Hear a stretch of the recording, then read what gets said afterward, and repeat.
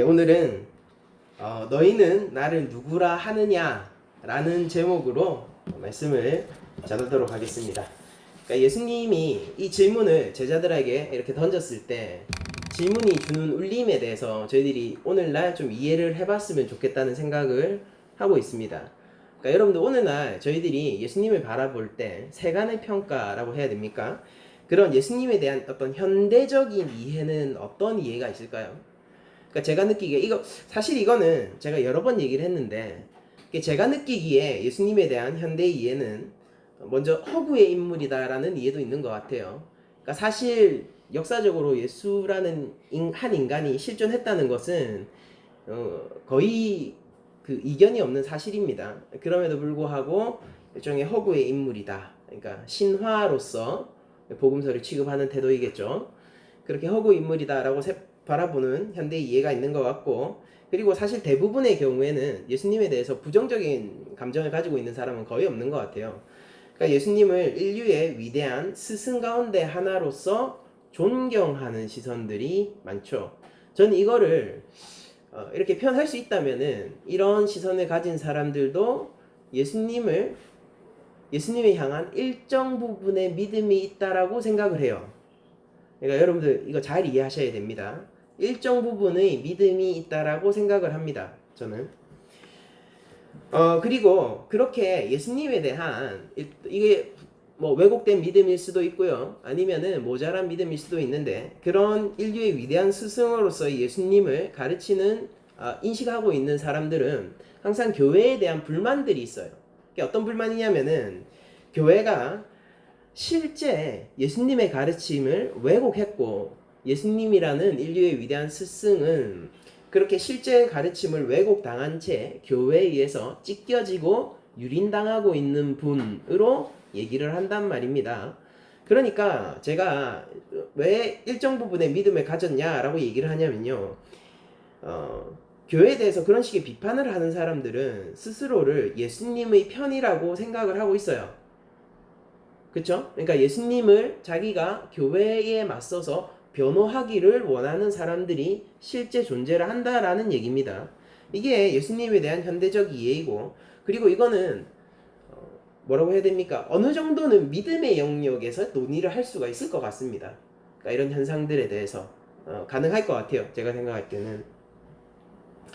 그래서 대부분의 사람들에게 예수님은 존경을 받고 있지만은 그렇기 때문에 예수님에 대해서 호감적인 감정을 품고 있고 그분을 실제 인류의 위대한 스승으로 생각하기 때문에 예수님을 교회와 더욱더 분리하려는 시도들이 현대에 많이 나타나 있고, 좀 안타까운 것은 실제 그런 식의 가르침을 베푸는 교회들이 새롭고 혁신적인 교회라든지 신앙적 양심에 충실한 교회로서 세간에 의해서 인식이 되어지고 있다는 것이 더 가슴 아픈 현실인 것 같습니다. 그러면은 이런 이해에 대해서 저희들이 하나하나 얘기하기 전에 좋아요. 그럼 먼저 교회에서부터 출발해 보는 건 어떨까요? 예수님에 대한 교회의 이해는 무엇입니까? 여러분들 지금 다 교회로서 이 자리에 모여 계시잖아요. 그러니까 우리가 제가 지금 얘기하는 교회는 내가 어디 교회냐를 묻는 것이 아니라 정체성으로서 우린 교회로서 이 자리에 교회라는 정체성을 가지고 하나님을 예배하기 위해서 오셨잖아요. 여러분들 여기 봉사활동하기 위해서 오셨습니까? 아니면은 여러분들 여기에 무언가 좋은 일을 하시기 위해서 오셨어요? 아니면 여기에서 뭔가 얻을 게 있으셔서 오셨습니까? 아니면 여기 와서 시간 죽이기를 하려고 오셨어요? 아니죠. 우리들의 목적은 무엇입니까? 여기에 하나님을 예배하기 위해서 모인 거잖아요. 그게 우리의 목적이고 저 역시 그것을 위하여서 말씀을 전하고 있지 않습니까? 그러면은 하나님을 예배한다라는 우리 교회에게 있어서 예수님은 어떻게 이해되고 있는가요? 예배의 영역에서 예수님은 어떻게 이해되고 있습니까? 여러분들 예수님에 대해서 지금 베드로는 오늘 본문에서 이렇게 얘기했어요. 주는 그리스도시요 살아계신 하나님의 아들이십니다 라고 얘기했어요. 그러니까 여기에서 나오는 세 가지 키워드가 무엇입니까? 예수님은 주세요. 로드, 주세요. 그리고 또한 그리스도이십니다. 그리고 마지막으로 살아계신 하나님의 아들이세요. 이 세 가지 키워드가 나오는데 이 세 가지 키워드에 대해서 우리가 어떻게 이해를 하고 있느냐라는 거죠. 그러니까 이거는 제가 아무래도 설교다 보고 이런 문제점을 제기하기 위해서 얘기하는 거다 보니까 교회에 대해서 혐의를 씌우기 위해서 제가 이런 질문을 사실 하는 거긴 한데 저는 이런 혐의를 교회한테 조금 둬보고 싶어요. 뭐냐면은 우리가 신학적으로는 예수님에 대한 이해를 기독론적 이해라고 부르는데요. 우리가 이 교회에 있어서 기독론에 있어서 너무 막연한 기독론을 가진 것은 아닌가라는 생각을 해봐요. 그러니까 여러분들 모두 다 공감하실 텐데 한국 교회의 중심되는 신앙은 성자 중심의 신앙이라기보다는 성부 중심의 신앙인 것 같습니다. 저 역시 그런 분위기 속에서 오랜 동안 신앙생활을 해봤고요. 근데 제가 그러면 우리가 그럼 제가 이런 얘기를 하는 게 성자 신앙으로 옮겨야 되는가라고 얘기하는 게 아니라 우리의 예배의 대상은 당연히 삼위일체 한 분 하나님이시죠. 성부, 성자, 성령 한 분 하나님이 우리의 예배의 대상인데 제가 얘기하려고 하는 건 뭐냐면은 성부는 마땅히 경배받고 예배받아야 할 대상이지만 성자 역시 그러하다라는 뜻이고 그러면은 성령 역시 그러하시고요. 그럼 우리의 예배의 대상으로서 예수님은 오늘은 특별히 예수님은 우리에게 어떻게 이해되어지고 있는가라는 질문인 거예요. 어떻게 이해되어지고 있는가? 저는 교회에 그러니까 많은 이제 젊은 세대들은 많이 공감하는데 교회에서 젊은 세대들이 많이 안타까워했었던 부분이 뭐냐면은 일종의 샤머니즘으로 변질된 기독교를 안타까워했단 말입니다. 그러면은 샤머니즘으로 변질된 기독교 안에서의 예수님은 어떻게 이해가 되어지냐면요. 조작적 신, 즉 조작 가능한 신으로서의 예수님으로 인식이 되게 돼요. 여러분들 그러니까 하나님의 아들이다 라고 얘기를 할 때 그리고 그분은 나의 삶의 주인이다 라고 얘기할 때 그리고 그분이 기름 부음 받은 메시아시다 즉 그리스도다 라고 얘기를 할 때 그 단어들은 모두 다 똑같을지 모르지만은 그 단어를 얘기할 때의 뉘앙스들은 사뭇 다를 수가 있다는 얘기예요. 지금 샤머니즘으로 변질된 기독교 안에서 예수님은 조작적인 신으로 움직이게 되는데요. 가령 예를 들면 이런 것입니다. 제가 무엇인가를 기계적으로 행동을 하면은 그것에 의해서 감명받은 예수님이 반드시 나를 위해서 A라는 인풋을 제가 넣었잖아요. 그러면은 그 A-라는 아웃풋을 반드시 내어주시는 예수님으로서 인식이 되는 거예요. 자, 예를 들어 보죠. 우리가 이게 가장 단적인 예가 이거죠. 여러분들 수능 치기 전에 새벽 기도 누가 제일 많이 나옵니까? 고3 학생을 둔 어머니 나옵니다. 그럼 언제부터 시작하는지 아세요? 길게는 1000일 전부터 시작하죠. 그리고 타이트하게는 100일 전부터 시작하죠. 좋습니다. 100일 기도를 우리가 생각을 해보죠. 100일이라는 숫자 자체도 어디서 나왔는지 제가 잘 모르겠지만 아무튼 100일 기도를 이렇게 시작한다라고 했을 때 그때에 이런 생각을 하면서 그러니까 그 기도하는 것을 제가 뭐라고 하는 것이 아니라요. 그 기도를 할 때의 중심에 대해서 제가 이 딴지를 걸고 싶은 거예요. 그렇게 기도를 할 때 그 중심이 뭔가 다른 기도들과는 사뭇 다른 마음을 가지고 기도를 하는 중심이 설 때가 있단 말입니다. 잘 알죠? 뭡니까? 내가 이렇게 정성을 보여드리면은 예수님의 이름으로 제가 이렇게 기도를 하면은 하나님께서는 반드시 근데 그 좋은 결과는 뭐예요? 내가 생각할 때 좋은 결과로 보여주셔야 됩니다. 라는 거죠. 그러니까 하다못해 좋은 대학을 가는 것이 아니더라도 하다못해 시험장에서 긴장하거나 실수는 하면 안 돼요. 그런데 그렇게 기도를 했던 학생이 기도하는 어머니를 가지고 있는 학생이 배탈이 나서 만약 시험장에서 국어 영역만 치고 나왔다라고 생각을 해봅시다. 그러면은 그 어머니는 어떻게 생각을 할까요? 하나님을 욕하겠습니까? 일반적으로는 그렇지 않죠. 어떻게 생각합니까? 내가 어떻게 잘못했나를 반추하게 되겠죠.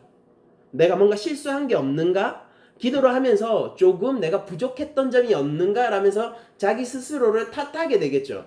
저는 이것을 올무라고 부릅니다. 덫이에요. 근데 누가 놓았습니까? 하나님이 놓으셨어요? 스스로 넣고 스스로 거기에 먹히는 덫이에요. 예수님이 그렇게 기계적으로 움직이신 분이 아니라 예수님은 주시라고요. 주라는 것의 뜻은 뭐냐면 내가 예수님의 뜻을 움직일 수 있는 게 아니라 나는 그분의 뜻을 따라 살아가야 되는 위치에 있다는 것을 얘기해 주는 것입니다. 예수님이 과연 정말로 내가 이 모든 것을 예수님께 간절한 마음으로 기도하면 모든 것을 다 들어주셔야 합니까? 그러면 내가 예수님보다 위에 있는 거죠. 왜 그렇죠? 예수님은 나를 못 움직여요. 근데 나는 예수님을 움직일 수가 있잖아요. 여러분들 이 관계에서 누가 주입니까? 내가 주잖아요. 우린 그것을 무엇이라고 부릅니까? 우상 숭배라고 부릅니다. 여러분들 그러니까 성부를 움직이기 위한 열쇠로서 예수 이런 식의 이해를 가지고 있다라면은 그러니까 예수님은 되게 중요한 존재예요. 필수적이고 아주 내 삶에 있어서 지대한 영향을 미치는 존재가 예수님입니다. 근데 왜 그렇냐라는 거죠. 이건 열쇠기 때문이에요. 내가 사용할 수 있는 가장 강력한 수단이기 때문이에요. 예수님의 이해가 이런 식으로 왜곡되게 된다라면은 우리들의 믿음 생활과 신앙 생활은 걷잡을 수 없을 정도로 무너져가기 시작할 것입니다. 그리고 조금 더 나아가서 이런 기능적인 신으로서 예수님 있잖아요. 여러분들 잘 생각해 보세요. 예수님을 우리가 기능적 신 그리고 조작 가능한 신으로서 이렇게 대한다라면은 그런 연장선상에서 이건 조금 천박한 얘기처럼 느껴질 수도 있겠습니다. 그러면은 이 똑같은 원리와 이 똑같은 사상 위에서 조금 더 고급해 보이는 걸로 한번 넘어가 볼까요? 여러분들 예수님을 사랑한다라고 고백하는 사람들이 교회에는 지천에 깔려 있어요. 누구나 예수님을 사랑한다라고 고백합니다. 그런데 왜 사랑하느냐면은 나에게 구원을 제공하기 때문에 사랑한다라고 얘기하는 것을 저희들이 보게 되거든요. 자, 여기서 그러면은 제가 한번 질문을 던져보고 싶어요. 자, 예수님이 구원을 제공해서 내가 사랑해야 되는 존재라면은 그러면은 구원을 제공하지 않겠다라고 예수님이 만약에 나오시면은 그러면 필요 없는 거네요. 구원이 위입니까? 예수님이 위입니까? 스스로 마음속으로 한번 대답을 해보셨으면 좋겠습니다. 여러분들의 믿음과 신앙 안에서는 구원이 위입니까? 예수님이 위입니까? 예수님이 구원을 제공하시는 거예요? 아니면 구원을 제공하기 때문에 예수님을 사랑하시는 거예요? 그렇다면은 제가 계속 혐의를 씌우기 위해서 이런 말을 진행한다고 제가 말씀드렸죠, 미리. 여러분들이 그렇다라고 믿진 않습니다. 그렇다라면은 여러분들 예수님의 편이라고 얘기하는 교회의 입장이 세간에서 예수님의 편을 들면서 교회와 예수님을 분리시키려는 그들의 행위와 원리적으로 어떻게 다를까요? 거의 비슷한 것 같아요. 여러분들 예수님을 우리가 하나님의 아들이라고 고백하기 위해서는 그분을 모든 인생의 원인자이자 주인으로서 구원의 제공 여부와 상관없는 마땅한 경배의 대상으로 우리들이 알고 있어야지 교회가 예수님에 대해서 가질 수 있는 바른 이해를 가지게 되는 거겠지. 예수님이 질문하십니다. 그리고 베드로가 여기에 대답을 했어요. 너희는 나를 누구라 하느냐? 주는 그리스도시요 살아계신 하나님의 아들이다 라고 얘기했을 때 칭찬받았고 내가 그 고백 위에 교회를 세우겠다라고 예수님이 말씀하셨어요. 세간의 이해가 무엇이었습니까? 예수님에 대한 세간의 이해. 세례 요한, 더러는 엘리야, 그리고 어떤 이는 예레미야, 그리고 누군가는 선지자 중 하나라고 얘기를 했습니다. 예수님은 위대하게 보는 거죠. 그러나 예수님이 질문을 하셨을 때 그리고 예수님이 거기에 대한 바른 대답을 지적하셨을 때 제가 생각할 땐 이래요. 예수님은 단순히 자기 자신을 위대하게 여기는 것만으로는 부족하다고 생각하시고 계신 것 같아요. 존경할 만한 사람이라고 세상에서 인식하고 있죠. 그런데 그것만으로는 부족해 보여요. 예수님은 주이시고요. 그분은 그리스도시고요. 살아계신 하나님의 아들이십니다. 조금 더 저희가 그럼 각각의 단어에 대해서 좀 살펴보도록 할게요. 그리스도라는 단어는요, 기름을 붓다라는 헬라어 크리오가 있어요. 그러니까 크리오에서 파생된 단어 크리스토스가 오늘날 저희들이 한자 음차를 했죠. 음차를 해서 그리스도라고 부릅니다. 그러니까 기독이라는 말 자체가 그 그리스도에 대한 그 한자 또 다른 한자 음차역이죠. 그래서 기독교 하면은 그리스도교하고 그냥 똑같은 말이죠. 그래서 우리는 그리스도교 안에 있는 그리스도인들이거든요. 그러면 그리스도라는 말이 무슨 뜻이냐면은 기름을 붓다라는 말에서 파생받은 기름 부음을 받은 자라는 뜻을 가지고 있어요.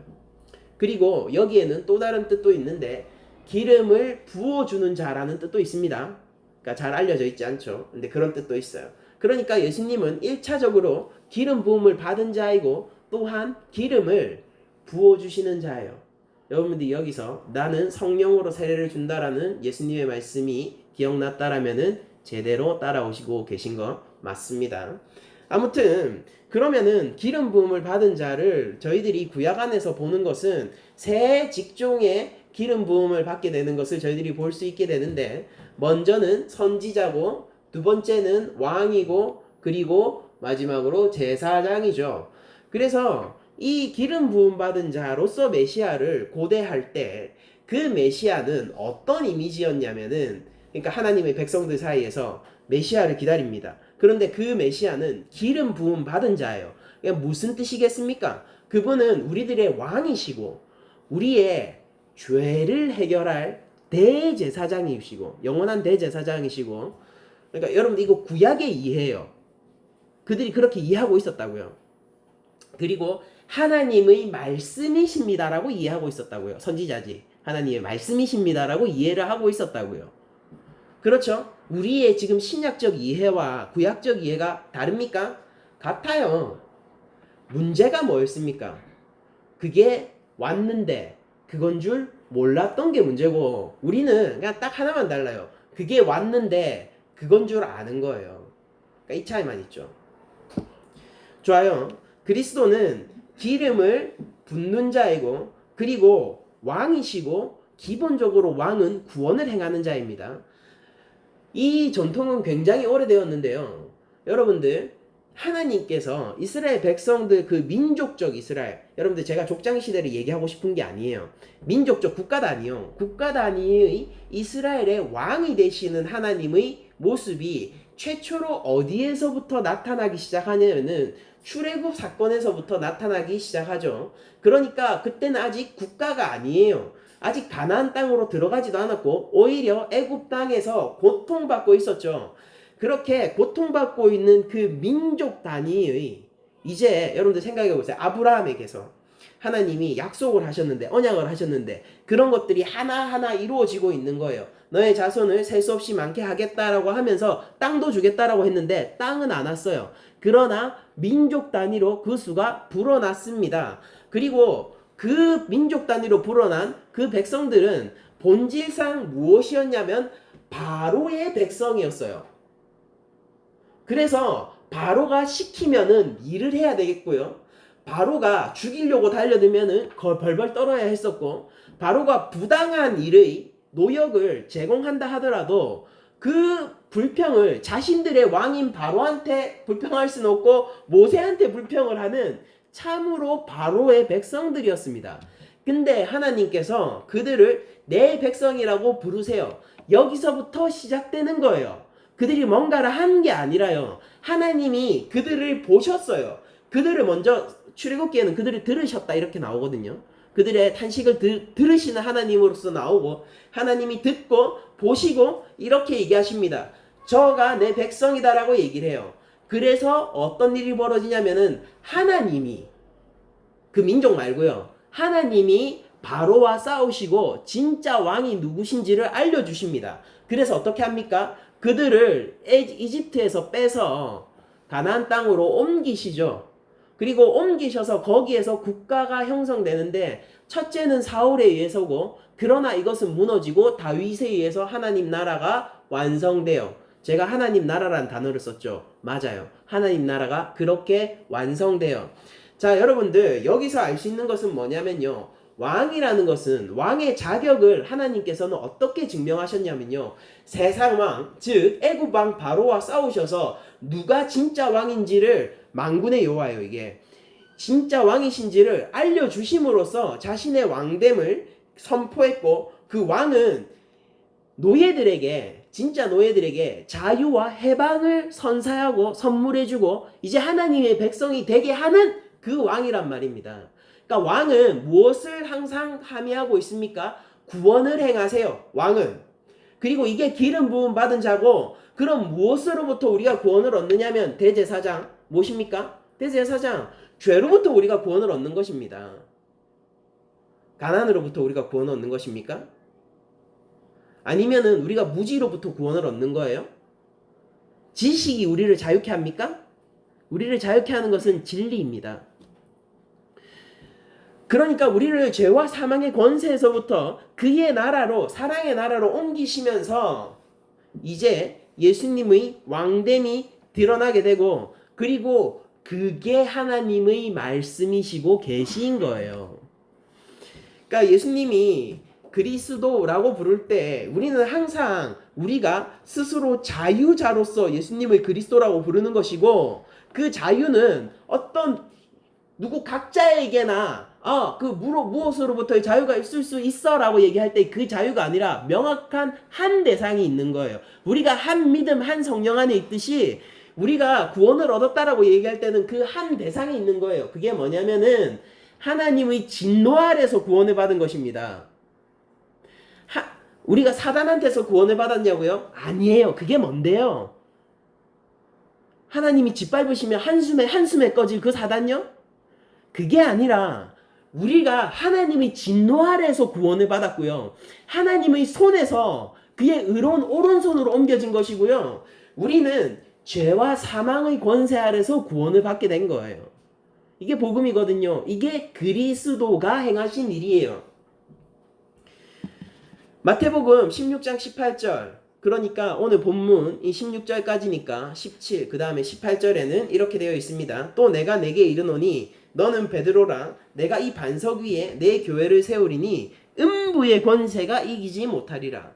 여러분들 참으로 반석 위 즉 이 고백이요 예수님이 주신데 그리스도시고 살아계신 하나님의 아들이다 라고 얘기하는 요즘에 보면은 신강 가운데 그런 것도 있죠. 신이라는 것은 거대한 에너지처럼 생각하는 것도 있죠. 비인격적인 자연 질서를 신이라고 부르는 사람도 있어요.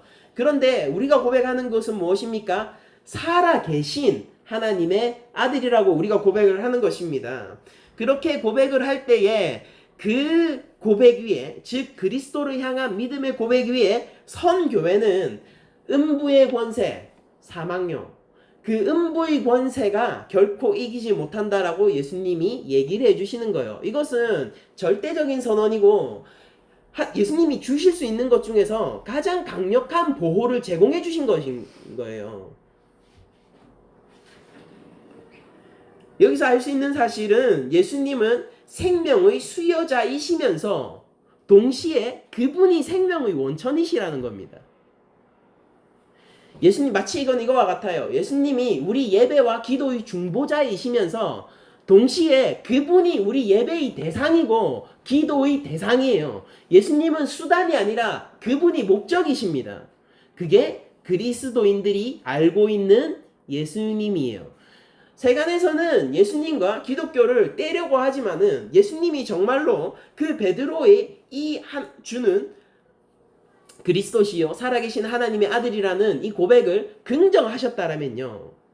세간의 인식은 잘못되었죠. 왜냐면은 예수님이 지금 그렇게 스스로를 생각하시고 계세요. 그리고 그거는 교만이 아니라 그냥 사실입니다. 그럼 우리가 좋아요. 우리가 왕으로서의 예수님, 구원자로서의 예수님, 하나님의 말씀을 전달하는 선지자로서 예수님이 죄와 사망의 권세 아래에서 그것을 이기고 깨는 권세를 통하여서 우리를 구원하셨다. 그러니까 우리는 다른 것들이 아니라 죄와 사망의 권세에서 구원받았다. 우리는 죄의 문제를 해결받았다라는 것에 이어서 하나님의 아들이라는 고백에 대해서 조금 더 살펴보도록 하겠습니다. 여러분들, 하나님의 아들이라는 말은 이것 때문에, 이 워딩 때문에 많이 좀 이게 오해가 있기도 하고, 여러분들 여호와의 증인 같은 경우에는 예수님은 어떤 분이세요? 예수님은 하나님이 아니라 하나님에 가까운 분입니다. 그래서 하나님의 아들이기 때문에 성부와 동등이 아니시고요. 성부에서 창조된 피조물이에요. 그게 여호와의 증인들이 가지고 있는 기독론이에요. 그런데 이 하나님의 아들이라는 말은 우리가 하나님의 자녀잖아요. 교회가 하나님의 자녀라는 이 말과 동등하지 않아요. 여러분들, 웨스트민스터 신앙고백서, 그게 저희 교단이 가지고 있는 표준 신앙고백서예요. 근데 그것뿐만이 아니라 우리의 그냥 이 초대교회에서부터의 그 신앙 고백들을 보면은 예수님을 향하여서 우리들이 고백할 때 그분을 하나님의 아들이라고 부를 때는 언제나 독생자 예수 그리스도를 염두에 두고 하나님의 아들이라고 부른 거예요. 그러니까 하나님의 아들은 하나밖에 없는데 그분이 예수님이에요. 근데 우리 자녀된 건 뭐냐고요? 그거는 웨스터민스터 신앙고백서나 이런 것들을 보면은 우리 양자됨이라고 부릅니다. 우리 양자라고요. 큰형님, 우리 큰오빠, 예수님을 따른 우리가 양자라고요. 그런데 하나님의 아들은 예수님밖에 없고, 이것은 무엇을 얘기하고 싶은 거냐면은 하나님과 예수님이 동일 본질이시다라는 것을 설명하고 싶은 거예요. 그러니까 이거는 삼위일체적인 고백을 담아서 제2성자로서의 예수님을 고백할 때 뭐라고 얘기했냐면은 하나님의 아들이라고 부른 거란 말이에요. 그러니까 이거를 가장 강력하게 뒷받침할 수 있는 당시의 사회적 배경 근거가 뭐냐면은 하나님의 아들로서 예수님이 불렸을 때 바리새인들이 화가 났어요. 그리고 그거를 신성모독적으로 이해했습니다.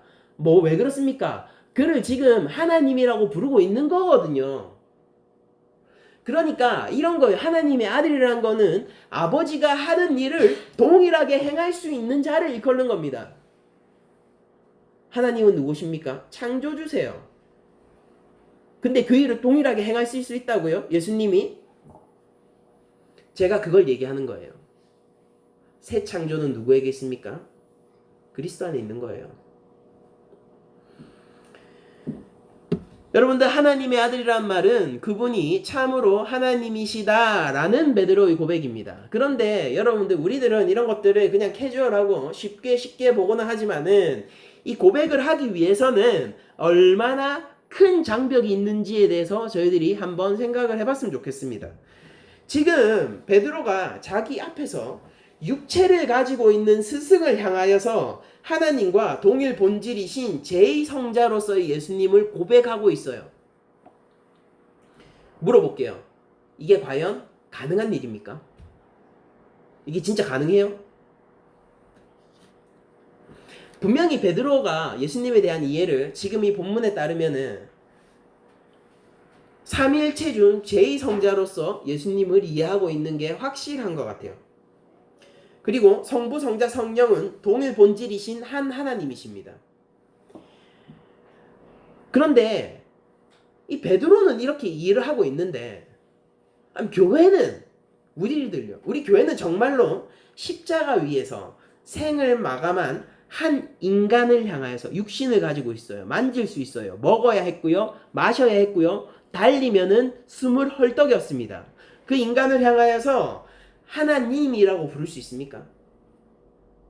어떻게 이게 가능하죠? 여러분들, 복음은 이런 지점에서 놀라움인 거예요. 우리의 이해를 초월하고 있는데 우리가 그것을 알게 되는 것이 바로 복음입니다. 제자들의 상황은 이래요.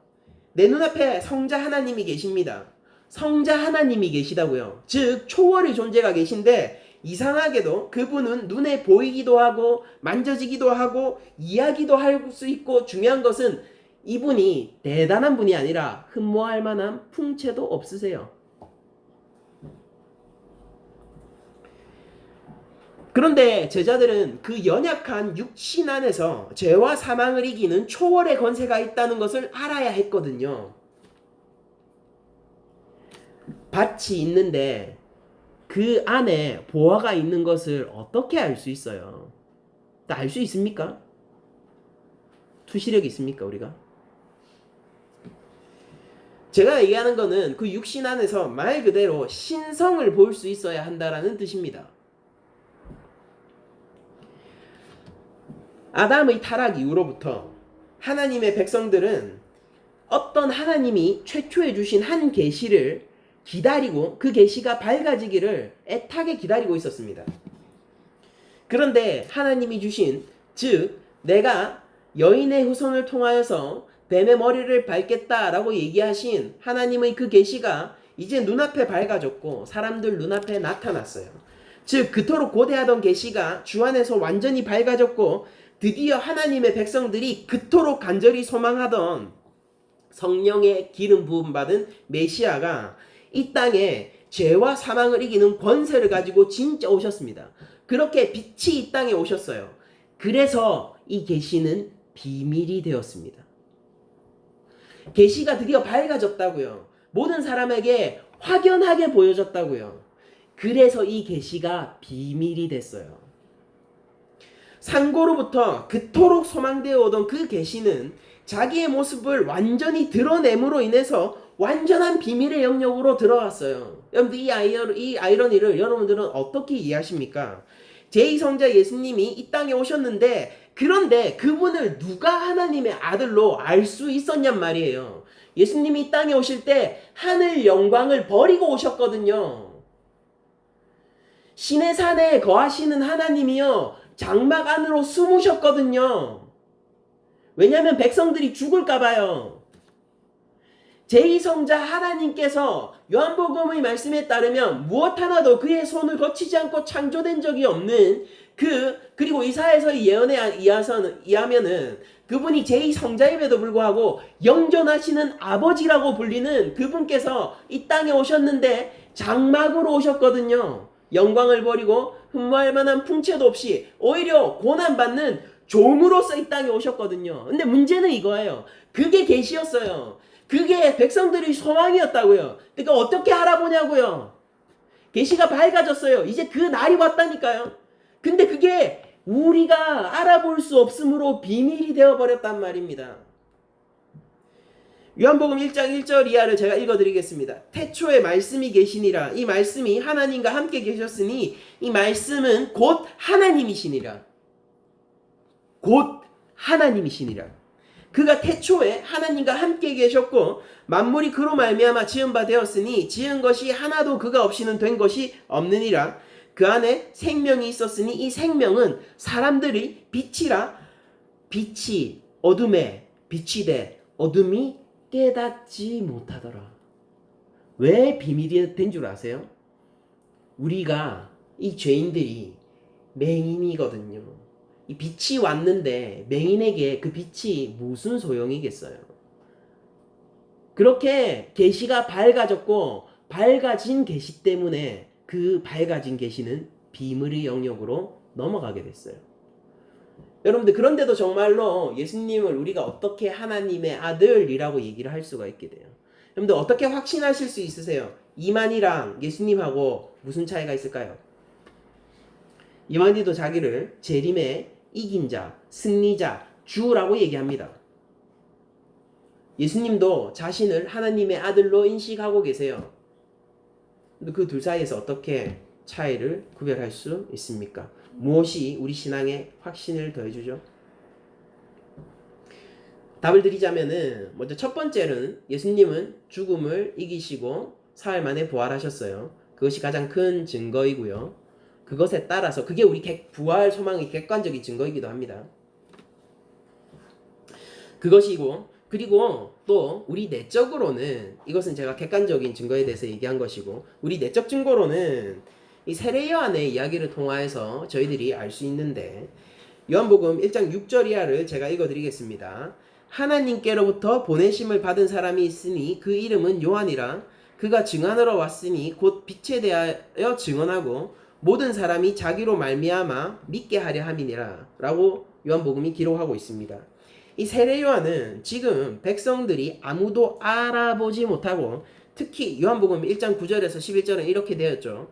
참빛 곧 세상에 와서 각 사람에게 비추는 빛이 있었나니 그가 세상에 계셨으며 세상은 그로 말미암아 지은 바 되었으되 세상이 그를 알지 못하였고 자기 땅에 오매 자기 백성이 영접하지 아니하였으니라고 얘기를 합니다. 그런데 그 와중에 세례 요한은 예수님을 빛이라고 증언하는 사람으로 나옵니다. 근데 세례 요한은 어떻게 빛이라고 알아보고 증언을 했느냐? 잘 보시면은 6절에 이렇게 시작되어 있죠. 하나님께로부터 보내심을 받은 사람으로서 요한이 그려지고 있어요. 그러니까 요한은 자기의 능력으로 그것을 알아본 것이 아니라 하나님에 의해서 예수님을 예비하는 자로 지어졌던 겁니다. 세례 요한은 하나님께로부터 보내심을 받았기 때문에 이 빛을 알게 되었어요. 우리들도 요한처럼요. 하나님에 의해서만 예수님을 하나님의 아들로 알 수 있게 되는 겁니다. 즉 성령의 도움 없이 우리는 예수님을 하나님의 아들로 알 수 있는 방법이 없다라는 얘기입니다.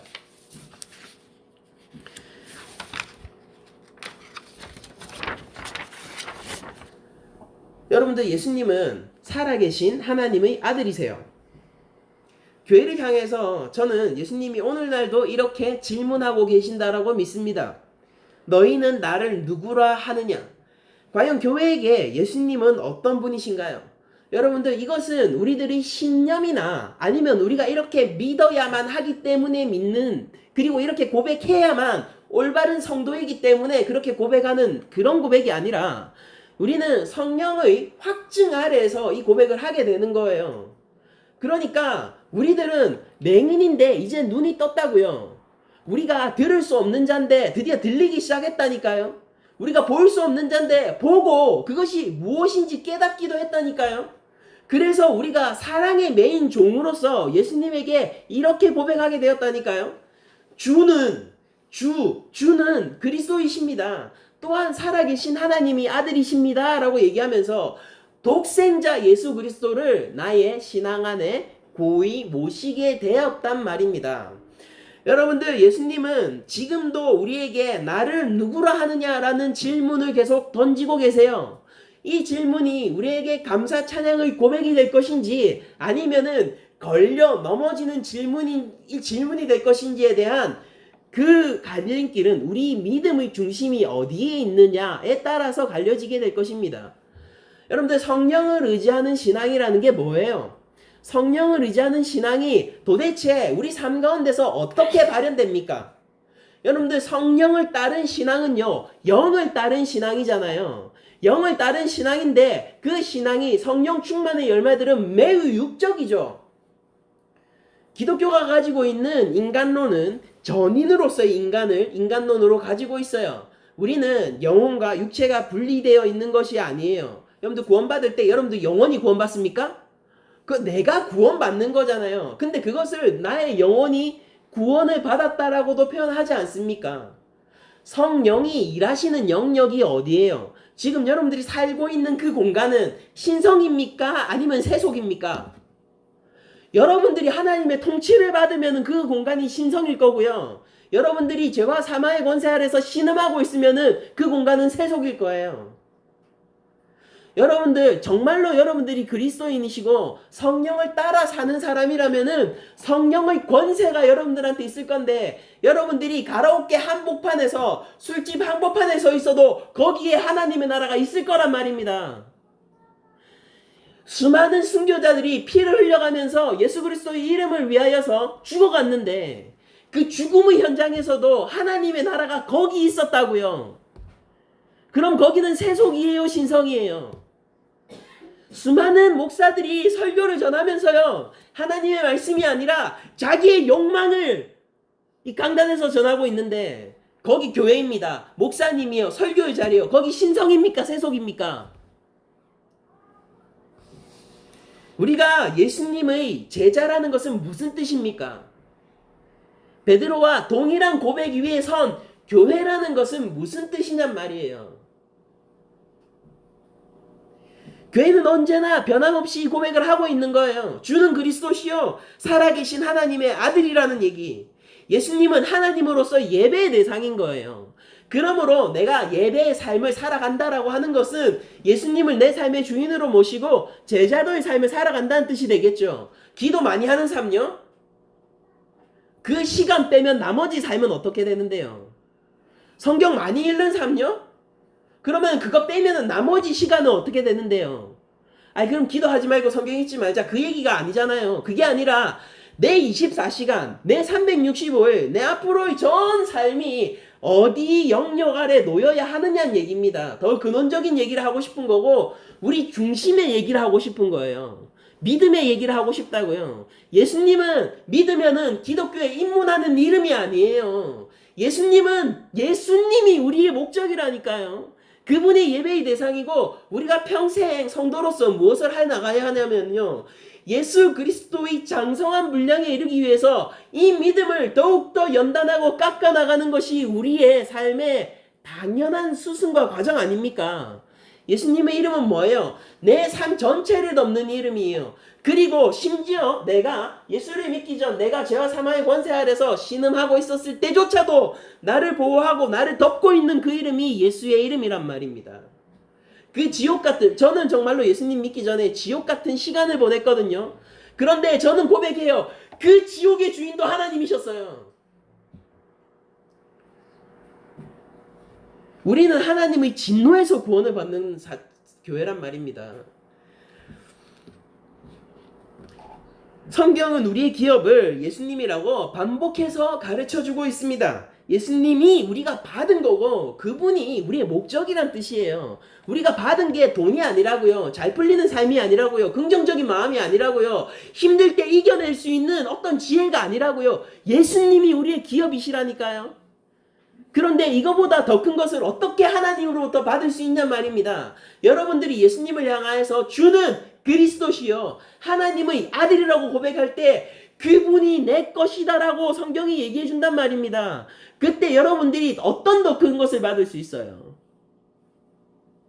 탕자가 아비의 집에 돌아왔을 때 아버지는 그에게 반지를 끼워주고 새 옷을 입혀주고 잔치를 벌려줍니다. 그러면서 얘기해요. 내 것이 모두 네 것이라고요. 아니 그러면은 자취상에 놓인 그 소고기가 좋겠습니까? 아니면은 새 옷이 좋겠어요? 아니면은 그 반지가 좋겠습니까? 아니잖아요. 아버지를 받았잖아요. 그 탕자는. 아버지가 그를 용납했다니까요. 어떻게 더 큰 것을 받냐고요. 제가 다시 한번 얘기할게요. 우리의 기업이 예수 그리스도세요. 다 받았어요. 우리는 충만하지 않습니까? 그러므로 여러분들 성령을 따라서 사세요.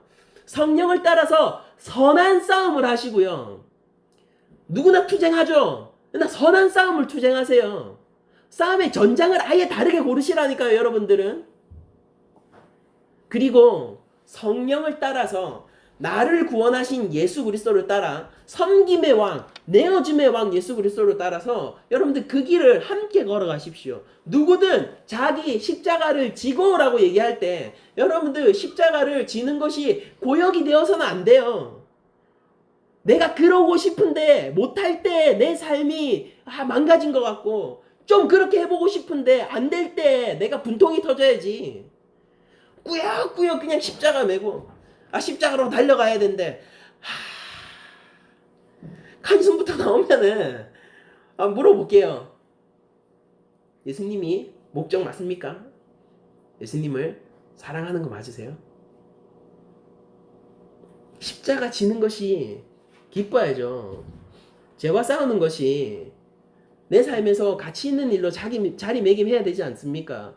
그리고 그 일을 실패하게 될 때 우리가 애통해야 하지 않겠어요? 성경은 우리 교회를 신부라고 은유적으로 묘사하곤 하는데요. 여러분들 우리 신랑이 부자라서 결혼하려고 하는 신부가 있다면은 그 신부가 성경이 얘기하는 순결한 신부가 맞을까요?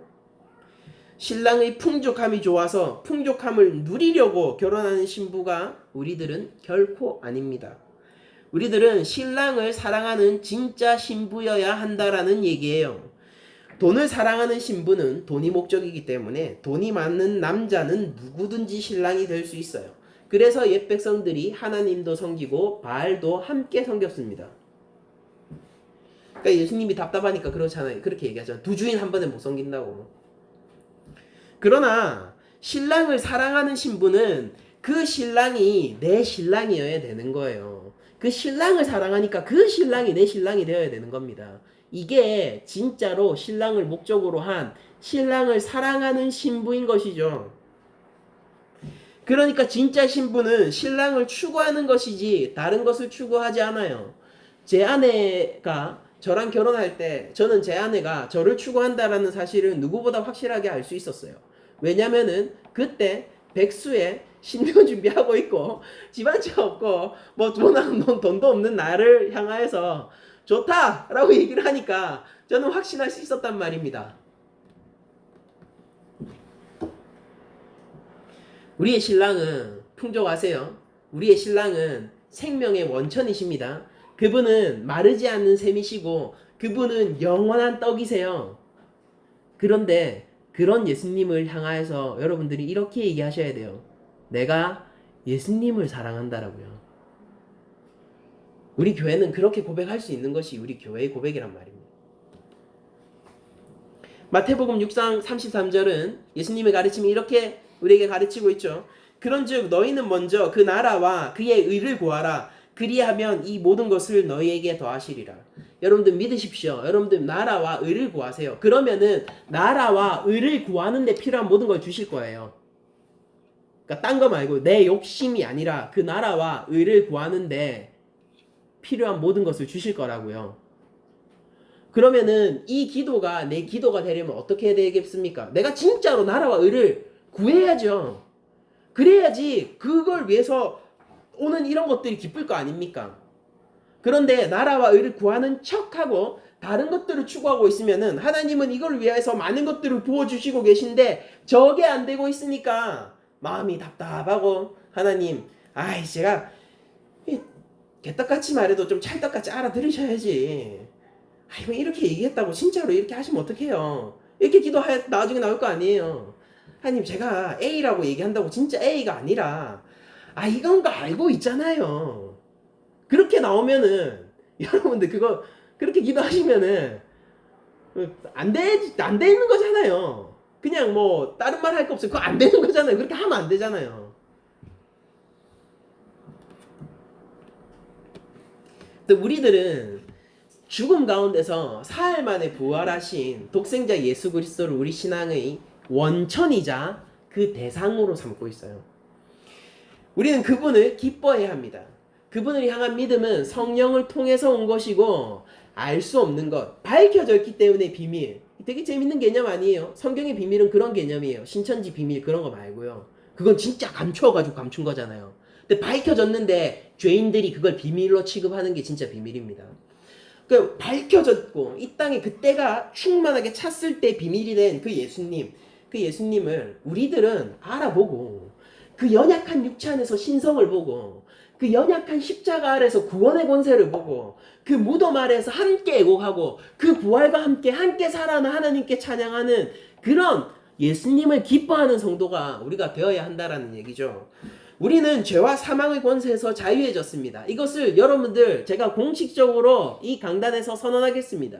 우리 교회는 죄와 사망의 권세 아래서 자유함을 얻었습니다. 우리의 구주는 우리의 죄가를 대신해서 다른 사람 죄가 말고 이 교회, 이 세상 사람들의 죄가를 대신하여 달게 받으셨고 무덤에서 사흘 만에 부활하셨어요. 지금 복음을 얘기하고 있는 거예요. 여러분들 이거 알아들으시고 계시면은 여러분들 비밀을 아시는 분이고 여러분들이 이렇게 고백하실 수 있어요. 주는 그리스도시요 살아계신 하나님의 아들이라고 말입니다. 예수님을 만약에 그 마땅하신 경배의 자리에서 교묘하게 내려오도록 시도하는 여러분들 그렇게 대놓고 신성모독하는 건 두렵지 않아요. 그러나 교묘하게 아닌 척 그 경배 자리에서 내려놓도록 시도하는 그 모든 일들을 우리 삶 속에서 내버려 두면 안 됩니다. 예수님의 믿음을 향한 가장 걸림돌이 내 자신이 될 수 있다는 것을 여러분들 늘 상기하셔야 돼요. 교회는 그렇게 되도록 두어서는 안 됩니다. 여러분들 그 연약한 육체 안에서 무한한 신성과 권세를 보는 참으로 복 있는 자들이 되시기를 저는 정말로 축원합니다. 여러분들이 성령과 함께하는 자들로서 하나님의 나라가 허락되어져서 여러분들이 머무는 그곳에서 사람들이 여기에서 그리스도의 통치를 보고 여기에서 하나님의 사랑을 보고 여러분들이 말 그대로 은혜의 통로가 되시기를 강렬히 축원합니다. 복음은 놀라운 거예요. 그러니까 알 수 없는 건데 우리들이 알고 있잖아요. 그러니까 뭐라고 얘기할까요? 진짜 놀라울 때는요, 놀랍다는 말밖에는 표현이 불가능할 때가 있어요. 여러분들 우리가 그렇게 뭐 그냥 아무렇게나 다루던 이 복음 말입니다. 교회가 가치없게 다루던 거, 그래가지고 세상을 살아가는 지혜보다도 못한 것으로 여기는 복음, 세상을 살아가는 지혜를 얘기하기 위해서 그 인트로로 사용되는 복음, 그 복음을 향해서 우리는 이렇게 고백해야 되는 거예요. 복음은 참으로 놀라운 거예요. 그게 삶의 적용입니다. 오늘 설교의 적용이에요. 끝이에요. 근데 삶이 무엇으로 변하냐고요? 무엇을 가질 때 변할 것 같습니까? 제 삶은 예수 그리스도를 가졌을 때 변했어요. 제 삶은 예수 그리스도의 보혈이 내 삶을 덮어왔을 때 변했어요. 그래서 저는 그 이름을 위하여서 이 강단에서 설교를 하는 것이고 이게 제 평생의 사역입니다. 여러분들 복음은 놀라운 거예요. 이것을 어떤 인트로나 예수를 믿는 믿음을 교회의 입문점 정도로 놔두도록 여러분들 허락하지 마세요. 예배의 대상입니다. 예수님은. 그분은 그리스도시요 살아계신 하나님의 아들입니다. 놀라운 복음 안에 있는 여러분들이 한 주간 살아갈 때에도 그 복음에 경도되어서 하나님의 말씀에 순종하며 그리고 성령과 함께 세상을 이긴, 여러분들 이 세상을 이기는 것은 십자가의 방식을 얘기하는 거예요. 누군가를 밟고 서는 게 아니라 세상을 이기는 여러분들이 되시기를 축원하면서 오늘 모든 설교를 말씀을 마치도록 하겠습니다.